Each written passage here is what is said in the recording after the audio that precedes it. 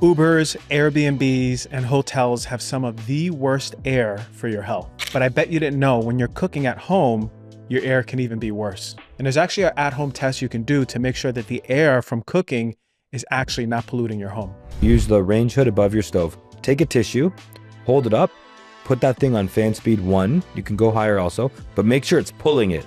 Not flapping around, not blowing it down. It should pull it from your hands and suck it up. In this episode of Heal Thyself, Mike Feldstein, air expert and founder of Jaspr, tells us all about clean air in our home. And Mike has an unrelenting passion for educating all of us on how to improve our at-home air. In this podcast, you are going to learn everything about what's polluting the air, how to clean out the air, or why you should always open the windows when there's a lot of people in a room. Stay tuned for this incredible episode of Heal Thyself to learn how to get the best and cleanest air for your health. All right, Mike, thank you for coming on the show. I know that you are an air expert. You have your company, Jaspr, and I'm really excited about this conversation because when I was looking at your podcast interviews, you were shedding some real proper knowledge on air quality. And I don't think we fully appreciate how important air quality is for our overall health. Everyone needs an air purifier, you especially being out in LA. But I was talking to you off air and you told me some really interesting thing. You got this gadget here and I want to open with this. You have this amazing gadget. You tested the air over here in my podcast room. And then I asked you about air in other places. You told me that airplane air is some of the cleanest, most sanitary air. This is something I had no idea. I thought it was dirty. Clean is accurate. The good part is it's very clean. So I got a ton of videos and photos. Whenever I'm on a plane, I bust that out. People look at me really funny when they see me on the plane holding that thing up. Holding it up and moving it around. And I don't do it discreetly. I have fun with it. I like hold it up. Yeah. People are like, what is that thing? I'm like, I'm testing the air, guys. I want to, I got my glucose monitor on. I got my air monitor. I want to make sure my inputs are dialed in. And so yeah, from a particulate standpoint, the air is very clean. From a CO2 standpoint, which is like our recirculated air, it's fairly high. And the humidity is often a little bit on the drier side, which can be problematic. But from like a cleanliness standpoint, because the way they're recirculating air, if they didn't have world-class air filtration, we would all get sick like every time. So yeah, in terms of their recirculation and their air filtration, it's very good. That's incredible because I was under the impression that there were so many of these flame retardant on the seats, off-gassing. There is chemicals that they're spraying. And there still could be. So this is a particle counter. So this is looking for bacteria, spores, dust, physical things, which is what HEPA, for example, cleans particles. Carbon deals with gases. So VOC levels on planes are more moderate. Their filtration does a pretty good job with that as well. But yeah, so the stuff that you would get off of seats, retardants, but more, I would say probably the number one source of pollutants on a plane is the colognes, perfumes, toxic deodorants, the hairsprays, all the stuff that people put on their bodies that they're wearing onto the plane, to me is a much higher load than the seats because the seats are fairly off-gassed already. They're already in that environment being scrubbed, but it's the stuff from the occupants. It's just, I love that we opened with this because I know a lot of people are under the impression, and I would be too, that like, I know that when I fly, I come back home, it's probably just the long flight, sitting around, not moving, waking up really early where I feel kind of sick. But I have sat next to someone with gnarly amounts of cologne on. Yeah. And it's just so uncomfortable because you can't tell the person to retroactively wash it off, it's on them. So I think about that. Now, talking about cologne and scents, what about Airbnbs? What about Ubers when you get in them? How bad is the air in those? It's pretty bad. And it's funny, like I've stayed in some really nice Airbnbs, and when you get there, and sometimes they have tons of 5-star reviews still. I stayed at an Airbnb in May in Omaha. I wanted to go see Warren Buffett talk. And it was a beautiful Airbnb. As soon as I walked in, it stunk like mold. Bad. Thankfully, I was traveling with my Jaspr. I did a bunch of videos on the air there, but it stunk like mold. And it stunk like air fresheners. And the crazy thing is, it had 100 5-star reviews raving about it.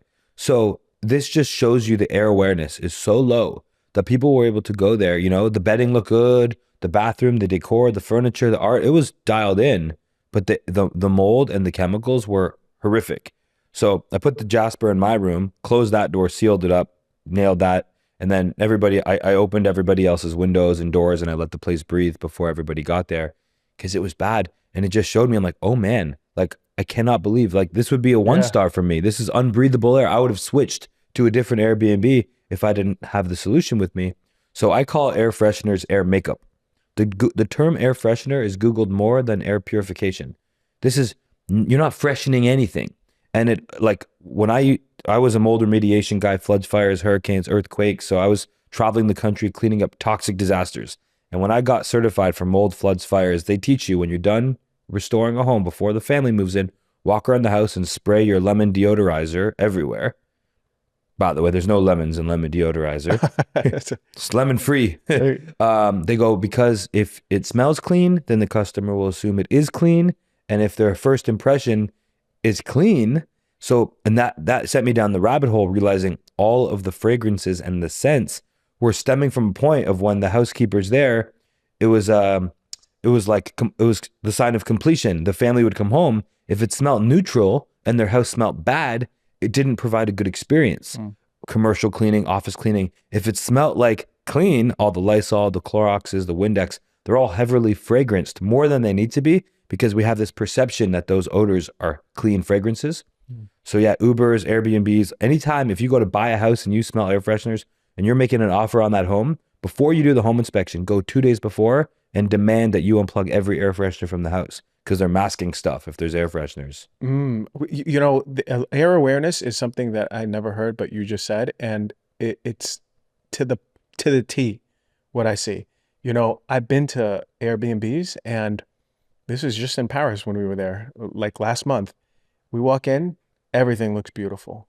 The art, the furniture, all the reviews. Immediately I had brain fog. Immediately I felt exhausted. And I'm sitting on the couch and I go, what's happening? Because there wasn't air purifiers everywhere. It just had that musty smell. And then I go into the closet in the master bedroom. There's water damage everywhere. You can even see the mold growth. It was disgusting. So we just left immediately. But how do people not even notice that? How are they staying in this Airbnb? Well, why do fish stay in the polluted parts of the ocean? Why don't they swim away from the oil spill or from the radioactive stuff? Like, there's massively polluted areas of the ocean and of lakes, and the fish are still there. Yeah. Why didn't they swim to cleaner water? Yeah. It's because fish live in water. We live in air. Because it's not like this separate thing. We live in it, and it lives in us. And because of that, we are just so unaware of our environment. It's like most people have it's easy to see feedback in other people, but until when did they invent the mirror? Maybe 100 or so years ago. Until then, you could never even see yourself. So our general self-awareness is generally very low. So if we're not self-aware, how are we going to be aware of the invisible stuff we're in? Yeah. It's the first thing we do when we're born. It's the last thing we do when we die.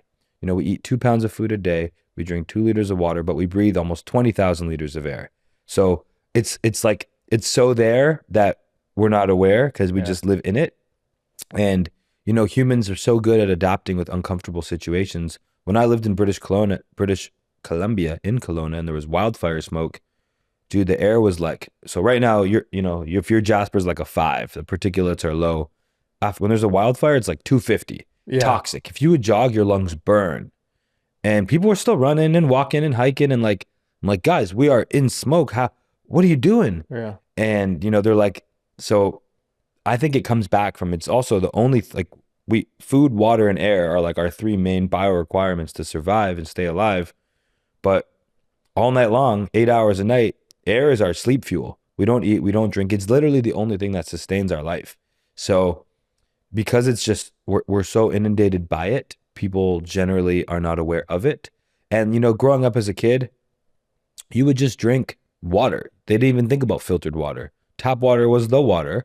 And then now you think about it, you're like, hey, that plasticky hose I was drinking out of did kind of taste like plastic. And then when you discover filtered water and you go to a restaurant and you have tap water, you're like, yo, this water tastes like chlorine. Yeah. This water is filled with chemicals. So I call that calibrating your sensors. You've calibrated your taste buds to detect high quality water.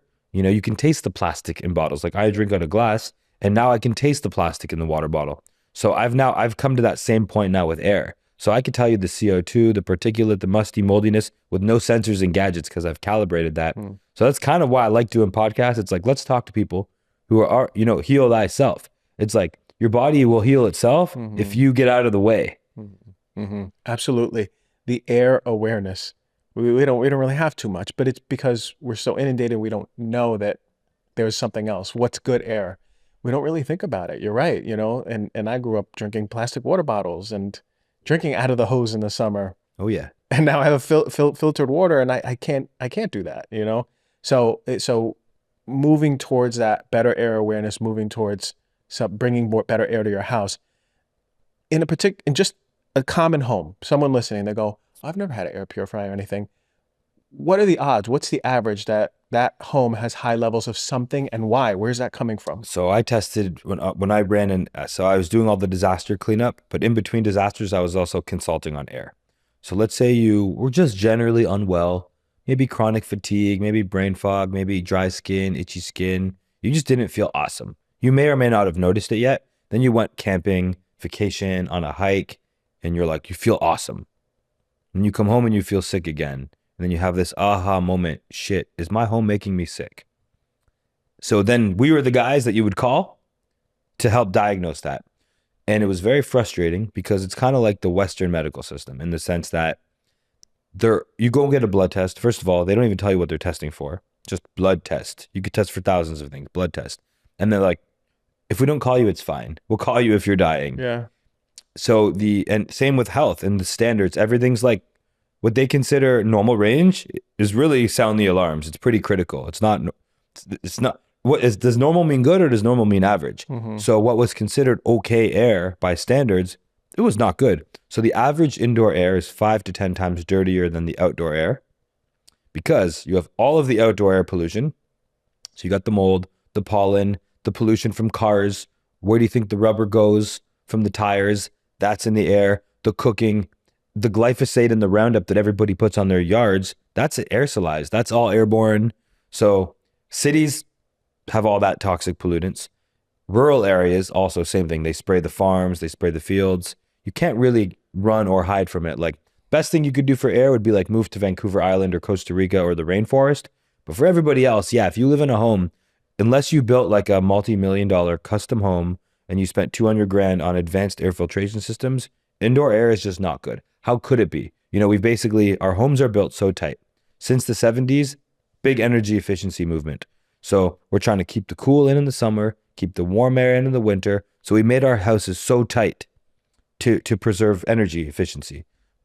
But energy efficiency is at a complete odds with environmental health because all of the so that was the outdoor pollution. Now indoor pollution. So we have all that outdoor stuff that comes in. Then inside, through humidity and water damage and leaks, you always have mold spores. It's just how much. You usually, if you test someone's carpet or bed or furniture, there's usually more pollen inside than outside because it came inside and then it never left. You got the VOCs off-gassing from your furniture, from your walls, from your painting, from your art, from your insulation. Building materials, when they build your home, they're not sitting there saying, how do we make the healthiest home possible? It's how can we make them fast and cheap? And then you live in that thing. So yeah, and then you inside a house, if you have pets are an issue.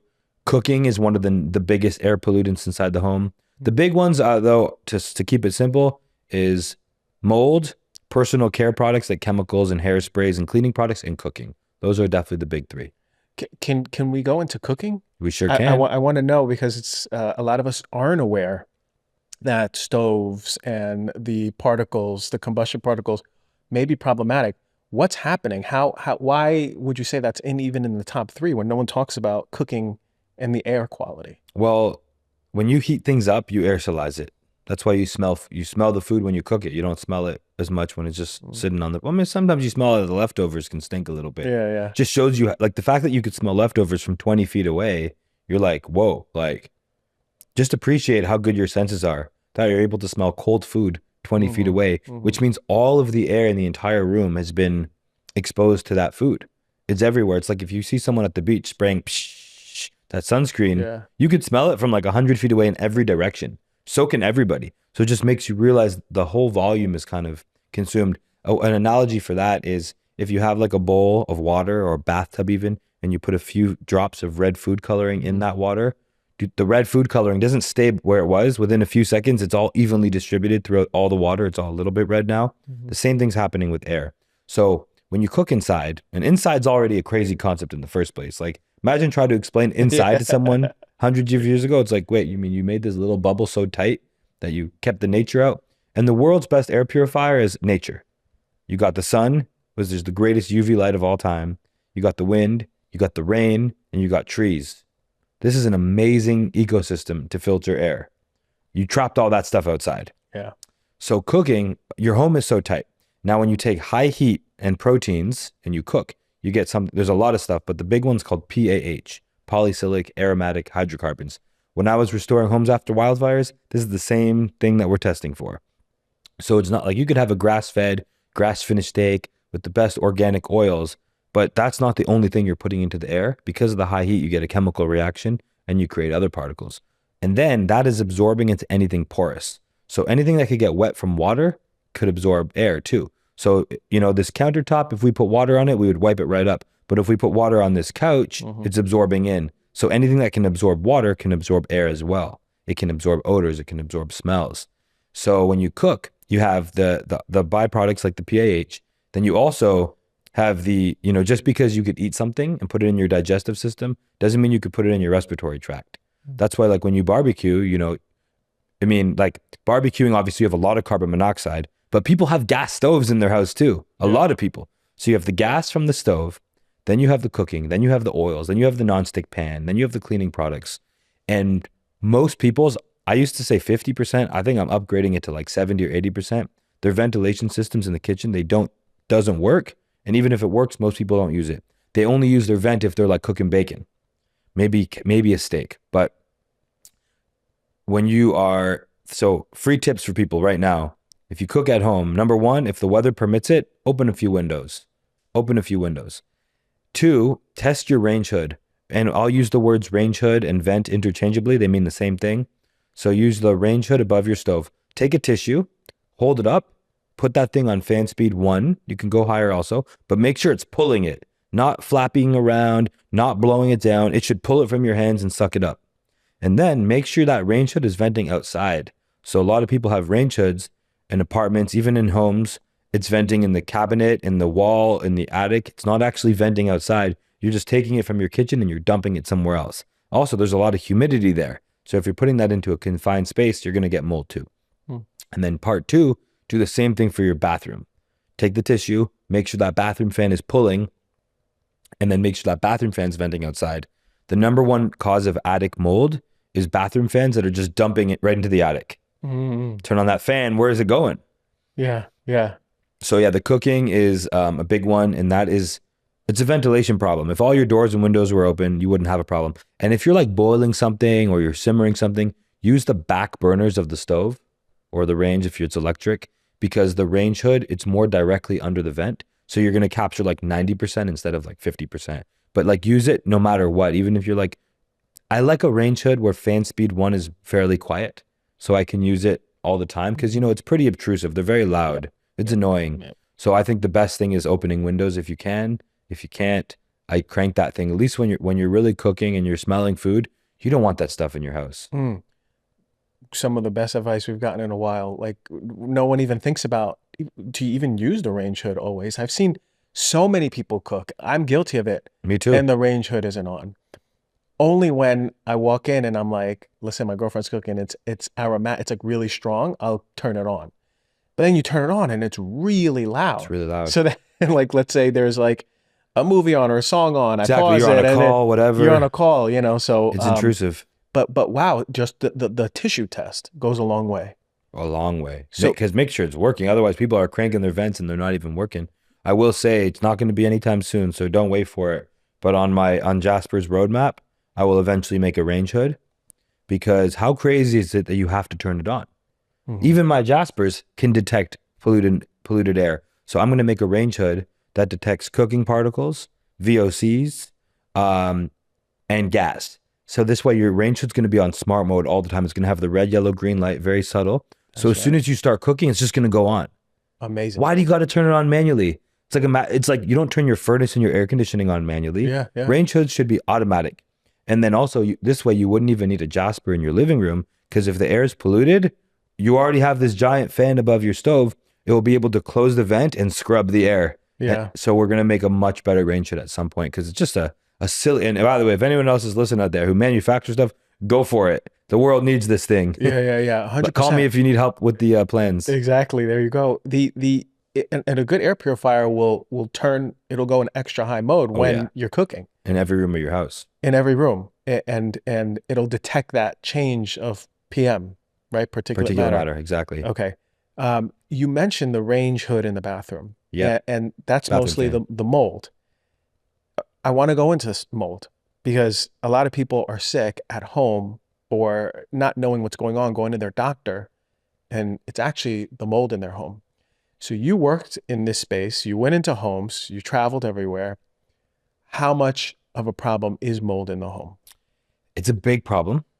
And it's a big problem, but this is going to be I'm going to describe it from two sides, because it's a big problem, but there's two types of I'm generalizing characters out there. There's people that are saying the mold will kill you. Any amount of mold is bad. They're going to send you to the naturopath. They're going to get you to do a urine test. They're going to show you mycotoxins, and they're going to do a dust test in your home. Be like, you got the mold in your body, got the mold in your home. Let's start ripping everything apart. Now you're in $150,000. You're moving into an apartment or a rental house, which probably has more mold than the house you moved out of. So there's two sayings in the mold industry that I did not like. One was the mold rush, and two was mold is gold. So think about this. If you're a contractor, you do bathrooms and basements, and it's a grind, and you're quoting people, and they're getting 17 quotes, and maybe to renovate a bathroom, it's 10, 15, 20,000. The gutting of the bathroom, maybe you're charging $1,000. It's a grind. And then you find out there's a little bit of black mold under that bathroom sink. That $1,000 to rip out the bathroom might be $30,000 now. And the scope of work is not very much different. Mold removal is controlled demolition. That's all it is. So let's say we had mold in this room. We're in like a bedroom style space. Well, what you would do is you would contain the space. So we would seal off the vents and we would seal the door. We would put a 6 mil poly film at the door with a zipper door. So now this room is isolated from the rest of the home. We would put a big industrial air purifier called an air scrubber in the room, and we'd put one or two more out there. Then what we would do is we would remove the mold from the drywall. Anywhere that was wet or moldy, we would remove all the affected surfaces plus 2 feet just to be safe. We would double bag it. We would take it outside the house. Then what we would do is we would HEPA vacuum. We would do a combination of a HEPA vacuum, which is a really good vacuum with a HEPA filter in it. And then we would use an antimicrobial spray, which is natural, and wipe all the surfaces down. That's mold removal. So the problem is because of the fear, mold is scary. You have a lot of bad actors, and you also have people who are, let's say you run like a functional medicine clinic, you have patients, you got staff, you got customers, you're really busy. Now, all of a sudden you're getting tons of leads with people looking to detox from mold, and you want to help them. So you try to get educated. You take like a 2-day course. You can't go and study mold for months. Yeah. I'll also tell you, I'm certified in flood, water, backup power generators. I'm a home inspector. I got all the certifications because I needed them when I was doing it. Most of them are 2-day courses. The home inspection one was an online one that was like 4 days. But to become a certified mold removal guy, in most states and countries, it's not even regulated. And even in the provinces and states where it was, it's a 2-day course. And lunchtime was long. So to a certified mold removal person, this is not like saying you're a chiropractor or you're a naturopathic doctor. Not the same. There's basically no education. You learn it on the field if hopefully you're working with some good people. It's all by experience. So I just like to explain this for people because nothing makes me more sad. One of the most sad things ever is people with normal, reasonable amounts of mold. And remember, there's visible physical black mold that's going to originate from a water damage or a humidity problem. And then there's airborne mold. And a lot of people, look, if we go and do a mold test outside right now and inside, there's thousands of mold spores everywhere. It's just a part of life. It's a problem inside because we don't have the sun, the wind, the rain, the trees, the nature. When they get trapped inside, it's problematic. But if you have it's like your water. No, there's no point in testing your tap water because you go and spend $300, $400 or $1,000 and you do a comprehensive water test. If you have tap water, it's not good. So you're better off just getting the water filtration system. So I was charging people, you know, $500, $1,000, $2,000 to investigate their air, and all roads led to, you guys need a good air purifier every time. And then I'm like, whoa, I just charged them $1,500 or $2,000. And now their money went to a test, a diagnostic, and now their solution budget was gone. So mold is a problem, and it's exasperating people's asthma, autoimmune. It's a real problem. So if you have high levels of mold in your home, but like there's a big difference though between physical black mold from water damage. And if you have that, get at least 3 mold removal quotes. Do not feel bad. Get at least 3 quotes, because a $3,000 quote and a $50,000 quote, you're going to see a huge range. So you want for sure a few quotes here, because a lot of people are just charging what they think they can and recommending you to move out. And then all of a sudden now you're not trusting the $3,000 or $4,000 quote, because it's your health, it's your family, you know, very professional guy is telling you to move out.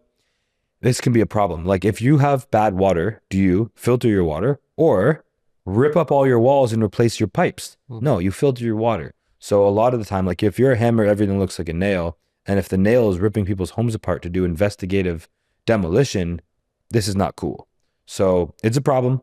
You want to have clean air. You want to have clean water. You want to eat good food. But most mold problems that are just airborne indoors can be handled by good ventilation and air filtration. So it's a long-winded thing, because it's a kind of a complex situation. It's very complex, because there's a lot of people, I've know people who've moved out for like 6 to 8 months while their home is being remediated, and they're rebuilding a whole brand new bathroom and hundreds of thousands of dollars.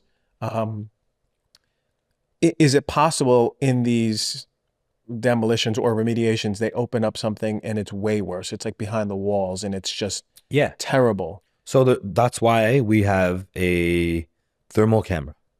They're $1,000. It's a thermal imaging camera. When you have your mold removal guy come, ideally he's there for about an hour. You know, if there's a $200-$300 reasonable mold inspection, that's fine. But the air sampling is not nearly as important as someone who knows how homes are built, who's looking for water damage. They're checking your roof. They're checking your attic. They're looking under bathroom sinks. They're looking by baseboards. With the thermal imaging camera, you will see the moisture behind the wall. There's very, very, very good tools to not make you, I call it whack-a-mold. Yeah. Because when people get a clearance test, so normally on a mold removal job, after the mold removal, they come and they test your air. We're all good. They usually do it the day after they're done the job. Sometimes they're like, turn off the air purifiers that morning or the day before. If you go, I tell anyone, if you're getting mold removal done, let the air purifiers be off for a week before you test your house for mold. Of course, you have a perfect clearance test because you were just filtering your air.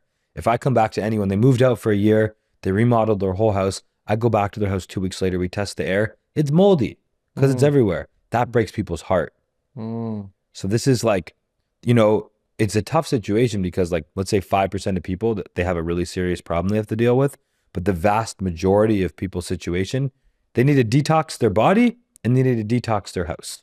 And how do you do that? You know, I'm not the body guy, but some combination of saunas and binders and all that good stuff. And then how do you detox your air and your water? By filtering it. So if there is a mold problem, let's say theoretically we're here in this podcast room, there's a bathroom attached, let's say under the bathtub, they just were so negligent. This is a new build. But let's say they happens on new builds all the time. Because when they're building, the rain would hit when they're building the wood, you're saying? Well, just, I mean, the builders builds as fast as they can. So doesn't mean every single detail was perfect. There could be an area where there's a slope or a seam on the roof and the water's coming down. Just like new homes are better, but they're not perfect. You know, when they were fixing the bath, there could have been a leak behind the wall. Right. You happens never know. all the time. Okay, so let's say in that bathroom it's like substantial. But I'm like, oh my God, I don't even use this bathroom, but they must have built it wrong. Yeah. If I have an air purifier in this room that's attached to that bathroom, theoretically, will it be protecting if it's on the whole time? So I'll answer that question with a story. In 2018, when I was developing Jaspr, I was testing a lot of different air purifiers. Me and my wife, Rachel, we were renting a home in Newmarket, Ontario, Canada.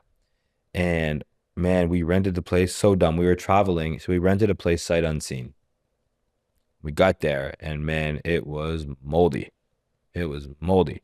It was just such oversight. We were traveling. I wasn't even thinking about it. Normally, I'm on top of this stuff, but like all of our stuff was there, and we were in. I'm talking black mold on the windows, visible mold under the window sills.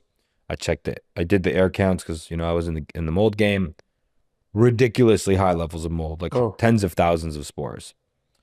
But so what I did was I cleaned the surface mold myself, and then that's also a thing. There's sometimes surface mold. It doesn't always mean it's behind, because like moisture and heat, you can get surface mold.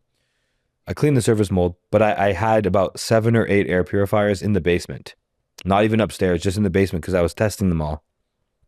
And within about, oh, by the way, I didn't have the air purifiers for the first 2 weeks, maybe even a month. And my health was going to shit. I was sleeping 10 hours a night, waking up exhausted. My joints were all inflamed. I was just like slow. Getting up was slow and painful. And I got exercise-induced asthma. So I thought it was just adult onset asthma. Yeah. I didn't connect the dots right away. So if I would go for a run, man, I would be on the floor, like wheezing, being like, is this it? Like, and then, 15 minutes later it would calm down and I was all right. But then I shipped over all the air purifiers there in the basement.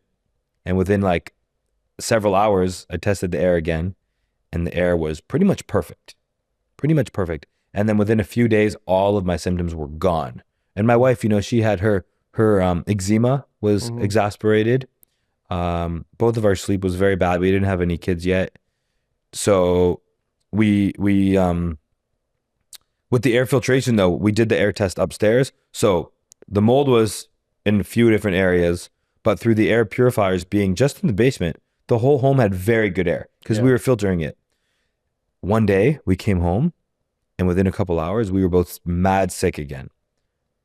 And then I realized on the microwave it was flashing. I'm like, oh, okay. And the stove too. The power had gone out. We were out of town for a night. The power went out, so all the air purifiers were off. So we went down, turned them all back on, and then the air was good again. So this is not telling people don't remediate your house if there's a mold problem, but like when there's a plumber, what do? You don't call the contractor. You call the plumber and you stop the leak. Yeah. So the good thing about mold, especially airborne mold, it's very easy to filter from the air. Like whether you're, like that's why when we would do massive hotels, apartments, and homes mold remediation, we use HEPA air scrubbers. That's how we clean the mold when we're doing cleanup jobs. We're cleaning the surfaces and cleaning the air in tandem.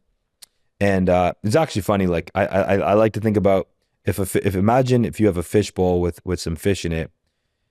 Do you think it's okay to just wipe the glass bowl every day to clean the bowl? Or do you think you have to filter the water and change the water occasionally also? It's like if you have a swimming pool, you don't just go and rub the sides of the pool. You need a water filter for that pool. But with our homes, we're all mopping, we're cleaning, we're vacuuming, we're paying thousands of dollars a year in housekeepers.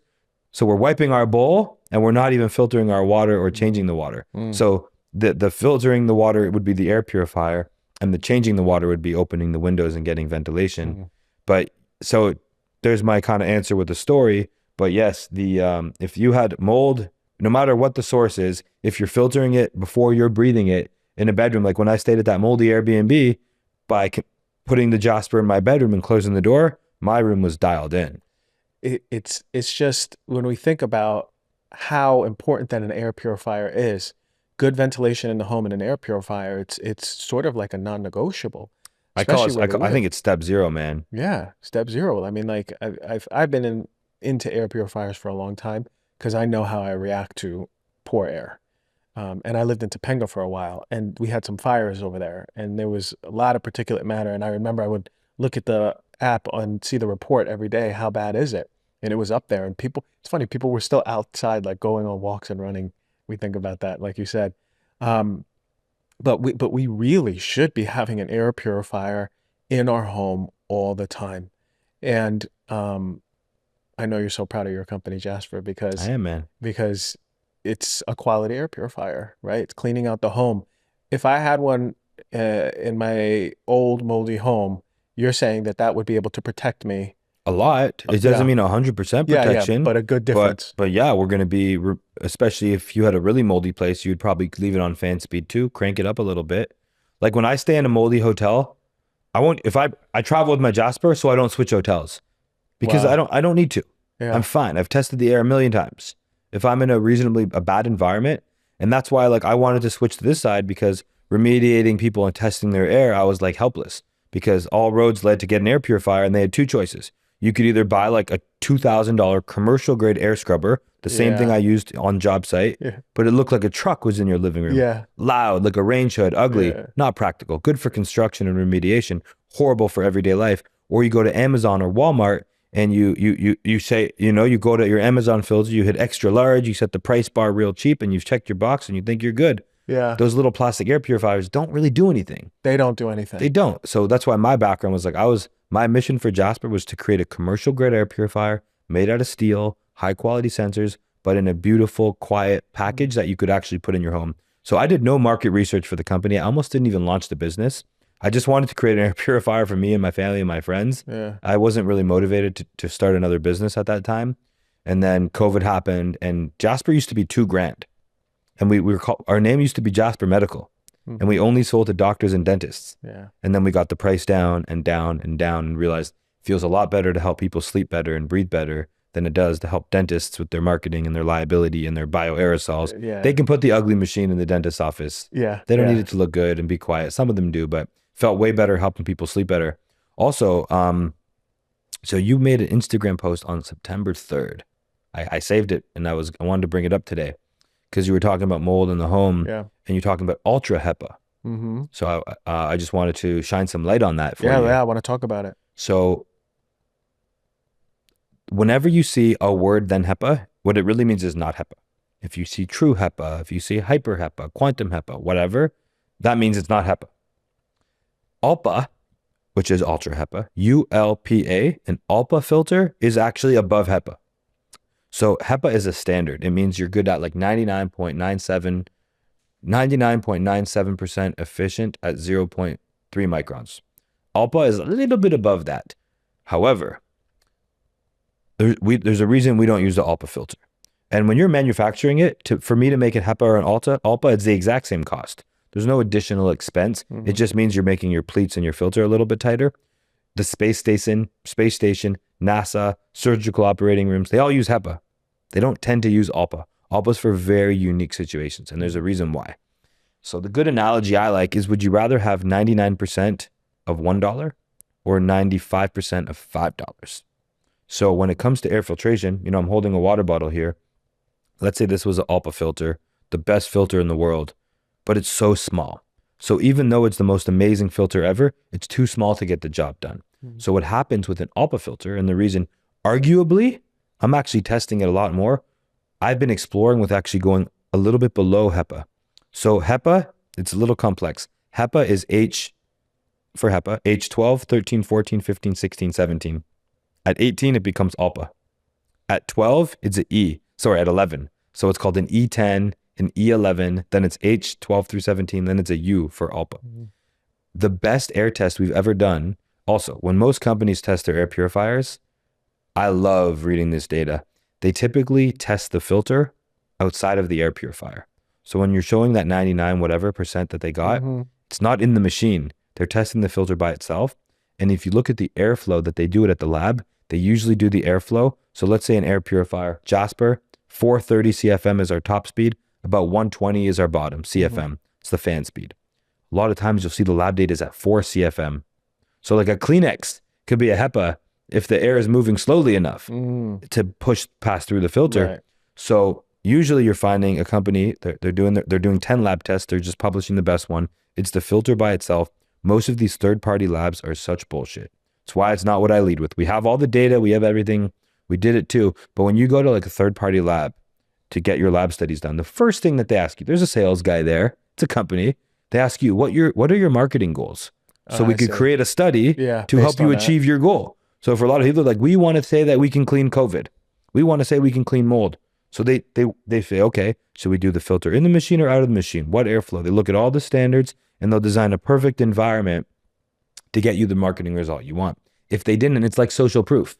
It's essentially a fake review. When have you ever seen someone that has a lab study from a brand that's not amazing results? Right. So yeah, there's arguably a reason for us to even go a little bit below HEPA down to an E11, because with that teeny drop in air filter efficiency, we get way more airflow. So how does an air filter work? You need to filter a bunch of air, but the real magic sauce is how much air are we filtering? The volume matters the most.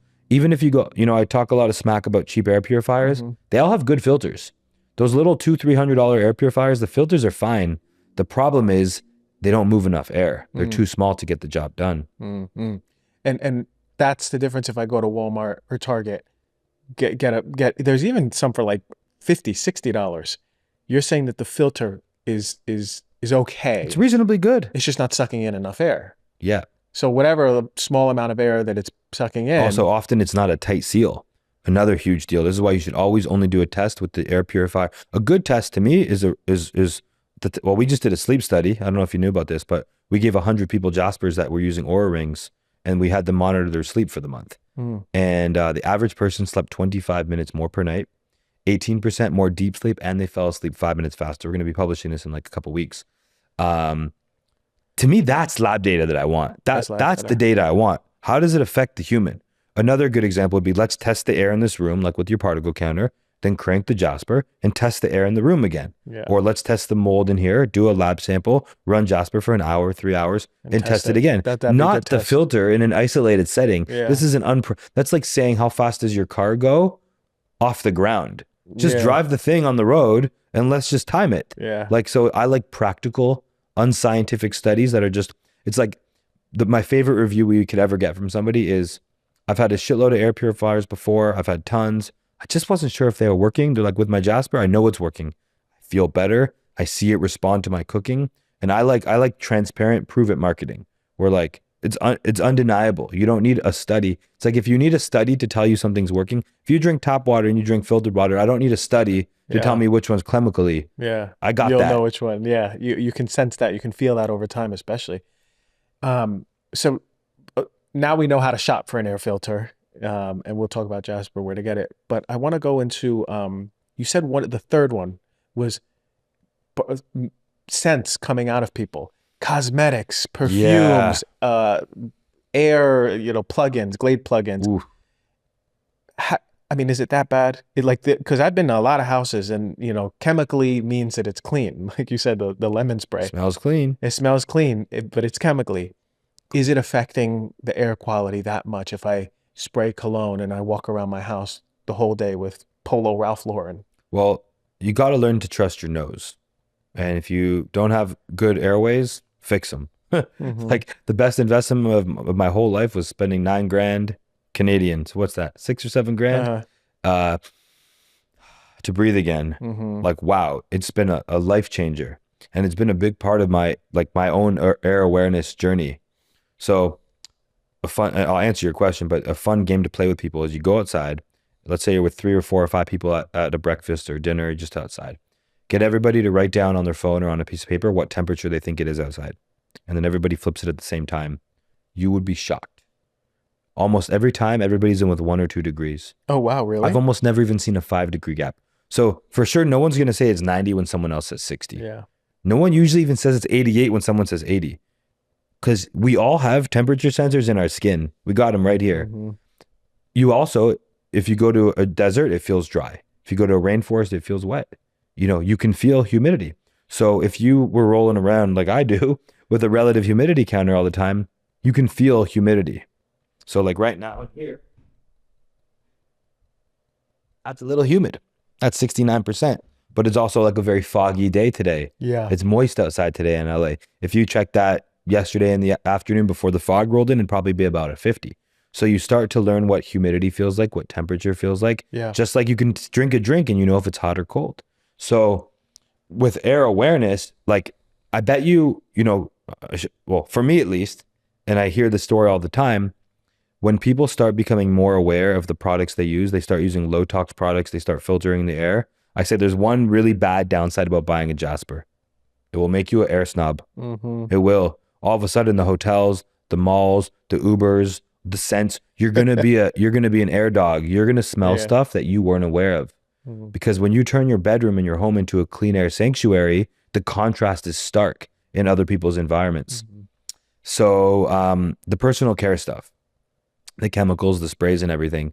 So yeah, there's nothing, it's the same as looking at your food, right? Like when you eat whole foods, eat real foods, you don't want to be eating a bunch of fake chemicals. Yeah. You don't want to be drinking a bunch of fake chemicals. You also don't want to absorb it through your skin. So how does stuff get in our body? We eat it, we drink it, right? It goes, we absorb it through our skin or we breathe it.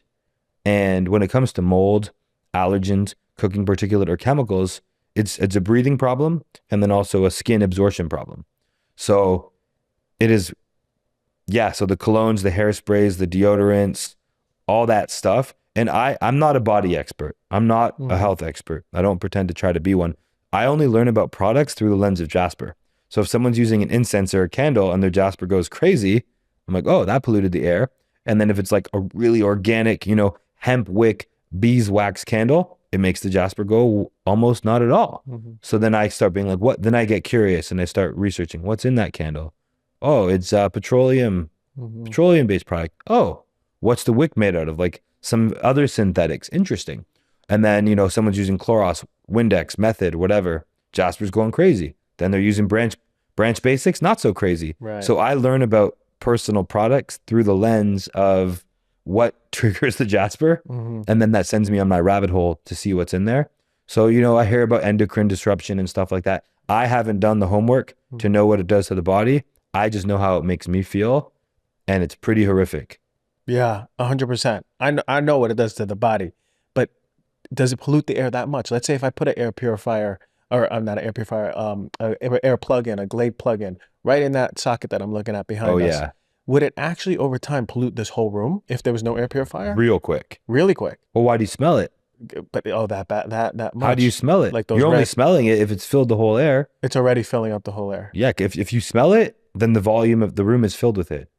Man, I gotta tell you, the somatic sensation I have from synthetics in the air, it's immediate. It's like eyes start getting red and I start getting brain fogged and then That's a gift. Because that's a canary. You've got the awareness now to get out of that situation. A lot of women that I talk to, they get supernatural senses during pregnancy. It makes sense. Because now mama, you got a baby to protect in there. Right. You got an infant to protect. Right. So their senses were dull, but now the stakes are higher to protect that baby. So now all of a sudden they become chemical sensitive. I'm like, This is a superpower. That is a superpower. This is a wonderful gift to make you navigate the world and make better choices for yourself. It's like, I would rather get the brain fog and be aware of it right now. And that's because you are already optimizing your inputs.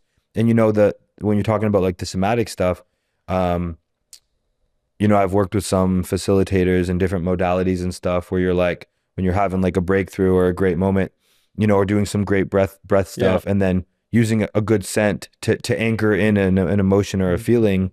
And like, I think what our bodies have done is we've done that with we've done that with the bad stuff. So like we've been rewiring our system that we know these chemical fragrances and odors are bad for us. So we have like an immediate reaction acutely right now. The alternative would be to have a dull, slow leak and be getting sick. So yeah, as you become more air aware and you go out through this journey, you get hypersensitive, which is, I think it's just a gift. Yeah, it is. And I know what like clean air smells like. It feels like nothing. It smells like nothing. It smells neutral, you come into someone's free. home and you're like, oh wow, it feels nice in here. And then you see like the air purifier cleaning it out. That's like, so if there's a plug in there, that's designed to air makeup. It's designed to cover up smell. Yeah. They don't make a thing on the wall that removes odor. That's called an air purifier. Yeah. You're filtering it. It's like, what do you think is better, to take your tap water and dump chlorine in it to drink it? That's essentially what you're doing when you're adding stuff to the air instead of removing it. When it comes to food, water, and air, I'm a big addition by subtraction guy. I want my pure spring water. I want my pure air, and I want my whole food. 100%. I don't want to add a bunch of supplement powders on top of my food and a bunch of things in my water and stuff on my air. Like, I think it's perfect the way it is. Yeah, absolutely, man.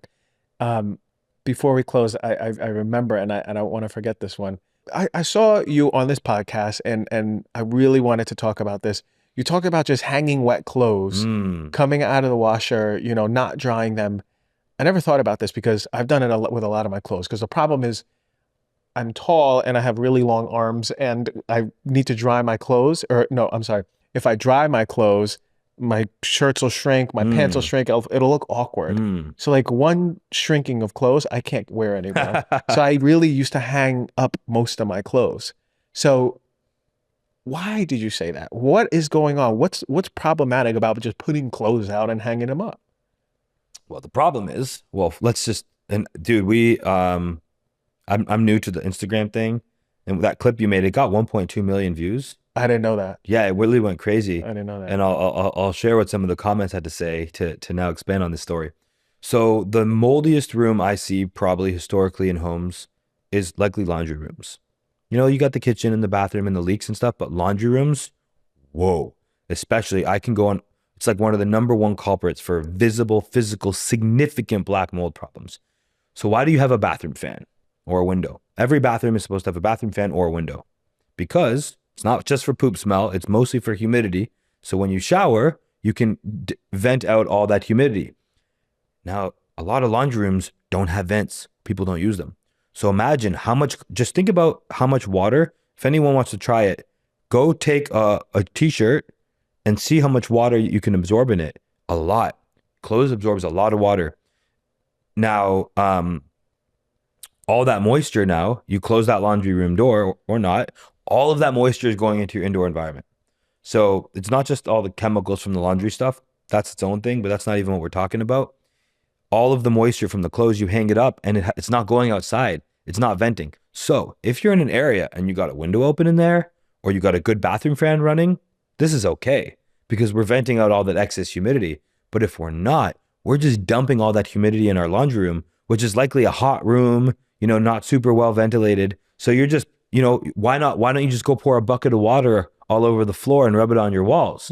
So I've seen horrific black mold situations that started in the laundry room, crawled up around the entire house. So yeah, hang drying clothes outside, awesome. Really good move. I think it's the best way to dry your clothes. Second, and if you are going to do it inside, you must have windows open. You must have the vents going. It's a huge problem. So people went nuts on the comments being like, you ever heard of spin cycle, you idiot? like just crazy stuff. But yeah, I mean, I've only seen it hundreds and hundreds of times. Yeah. The black mold in people's laundry rooms because yeah, it's just the moisture just sitting in there. Wow. So we're basically taking our clothes out the washer, hanging them up in the laundry room, closing the doors, and that humidity. Well, think about what a dryer does, right? Yeah. If you have a dryer, the dryer dries your clothes and vents it outside. It has a vent for the heat and for all the moisture. Yeah.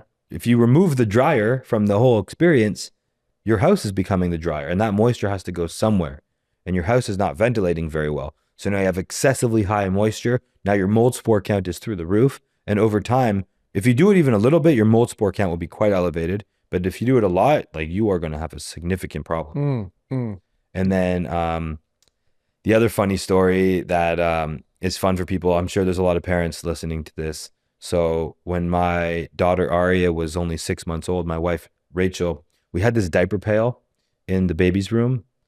And dude, those things are not airtight. So it stinks like shit in there, hard. And if you measure the air, there's a lot of bacteria in there, a lot. So when you think, it's like, why do you smell the poo if it's airtight, these diaper pails? They're not airtight at all. They have no filtration. They're not airtight. So I was like, Rach, we should definitely start, we should update our protocol here to start taking the diapers directly outside. Yeah. She didn't want to, and she was definitely the primary diaper changer officer. I was out working.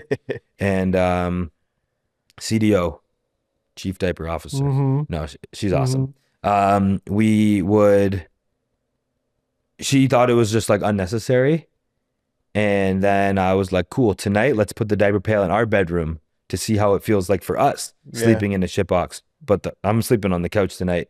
And she was then just instantly clicked for her that like, if we wouldn't sleep with it in our room, how would we let our baby sleep with it? Yeah. And adults are breathing 10 to 20,000 times a day. Babies are breathing 60,000 times a day. Wow. 60,000 times. So, you know, new baby, new lungs, and young infants could be as high as 100,000 times. Their respiratory rate is very, very high. And so you have this baby that's new. And when you're designing your nursery to get your baby ready, a lot of people, they paint, they get new cribs, they get new everything. It's a VOC bomb. So baby's on the way, you know about it. Get that nursery dialed in 6 months before the baby's born and open up those windows so we can let everything off gas in that room. That's a big, very important thing. Also, I like new stuff, but I would recommend if you can find a nice secondhand crib or a dresser, at least it's already off gassed, not into your baby. So if you are going to get all new stuff and paint, low VOC is better than high VOC, but how do you think it adheres to the wall? It's not like there's no chemicals in it. It's still paint. Get those windows open. Let that nursery room breathe a lot. Some people who buy their Jaspers for their baby's room, it's cool because that kid's going to take that thing to college because of the lifetime warranty. They'll have it forever. So, yo, the CO2 in this room, look at that. Oh, 1324. So the outdoor CO2, the ambient environment CO2 was 400. When I got here in this room, it was, I think, 500 or 600. That's normal indoor CO2. Why is it 1300 right now? Because the door's shut and we're talking. We're talking, yeah. So we're breathing. Wow, that's incredible that it went up by just us. So as soon, you're going to notice when we go outside this door and you take your first breath outside of this room, it's going to be a glorious breath. That's going to be a 500 CO2 breath out there. So when you pay attention, it's going to be a much more effortless breath than the ones that we're breathing right now. Now, once you get over 1,000, a little bit of brain fog, fatigue, decrease in SAT scores, increase in absenteeism. As you get up into 2,000 plus, this is when you're like exhausted, like in an office or in a building, recirculated air. So this is a very high number. And when me and my wife were living in British Columbia, our indoor CO2 was 600. I was sleeping 10 hours a night, waking up exhausted. Our CO2 was hitting 3,500 every night. We had no furnace. We had baseboards and a heat pump. And we would close our door because we had cats. We didn't want to come to the room at night. And our carbon dioxide was going up to over 3,000. So I could crack my window, but we had a long wildfire season there. So man, and I love when people can find an elegant free solution. What happened for us is leaving the ensuite door open between the bedroom and the bathroom with the bathroom fan on throughout the night, kept it under 900. I went from sleeping 10 hours a night to 7.5 hours with perfect sleep score. Wow. So I was in a gas chamber. CO2 it's not just going to be elevated in this podcast room because we're talking. That's why. It's because we're talking. Because we're talking. But what else can elevate CO2 in the house then? Is it just mostly people? It's just us. Yeah, so in offices and everything. So of course, if the window is open, we would be ventilating. CO2 is very cool. Now, Jaspr doesn't fix CO2. Yeah. That's what opening the windows, using the vents does. Carbon dioxide is a big, big, big deal. So for a lot of homes, they're designed for like 5 or 6 people. So I've seen a lot of people, they have like a birthday party over. Yeah. I'm always the guy at the party opening doors and windows. Yeah. It can be 5,000. Yeah. I've seen it. My parents had an event at their house, maybe a 3,500 square foot house. The CO2 at 3,500, and I tested it. Stayed high for 3 days. If you don't purge after a party or during a party, that carbon dioxide lingers for a few days because you have all the air breathers. I've seen a lot of massages, chiros, facilitators that work with patients. When you go and get a massage, that CO2 can go from 500 to a couple thousand. So if the carbon dioxide's high, that means that we're sharing air at a not a good rate. When it's 2,000-3,000, the massage therapist and the customer have basically made out with each other. They've been sharing air and recirculating. They're in the same fishbowl now, and it's all mixed up. So I like to help these types of businesses with their messaging. Like, we care about the air that we share. So if we can't fix the ventilation, we want to at least filter the stuff out of the air. So yeah, we don't even think about, man. That's well, now we do. That's why we're here. You're dropping the bombs, man. I appreciate that so much. Okay, so Mike, where can the people who are listening, if they go, I need an air purifier, you're Mr. Jaspr. I got you. November 13th, did I say? November 13th, yeah. Yeah. So for the right before Black Friday. So yeah, I think Black Friday is the end of the month, but like even right now we're on a 2 or 3 week back order. By Black Friday, it could be a month or 6 weeks. So what we're doing is for the listeners of your pod. So today is November 13th, and between November 13th and November 20th, we're going to have a 1 week window for it. Actually, we'll just leave, it will be open through Black Friday. It'll be open till the end of November. Okay. But I would jump on it now. So starting November 13th, we are going to use code Dr. G, DRG, and that'll be $400 off Jaspr.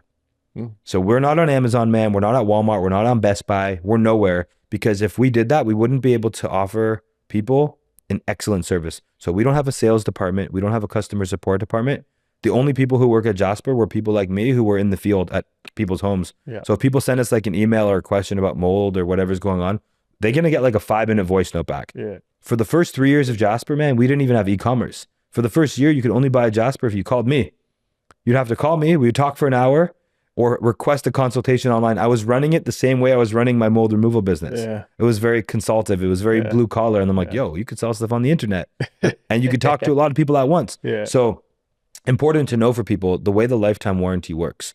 It's, let's say you bought a Jaspr 4 months or 4 years later, 12 years later, it doesn't matter. That thing breaks. If the sensor stops working, if the fan stops working, anything, I'm very proud of this. We ship you a brand new one the next day.